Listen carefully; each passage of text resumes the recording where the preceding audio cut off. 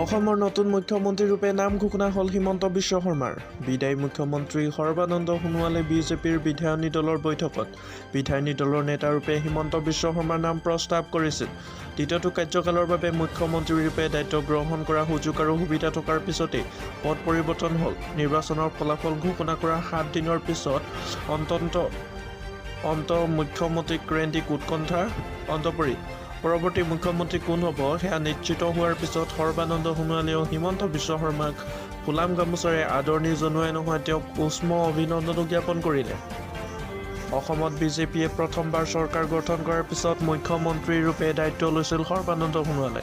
সোণোৱালৰ মন্ত্ৰীসভাত শিক্ষা, স্বাস্থ্য, লোকনিৰ্মাণ, বিত্ত আদি গুৰুত্বপূৰ্ণ বিভাগত দায়িত্ব দিয়া হৈছিল শৰ্মাক।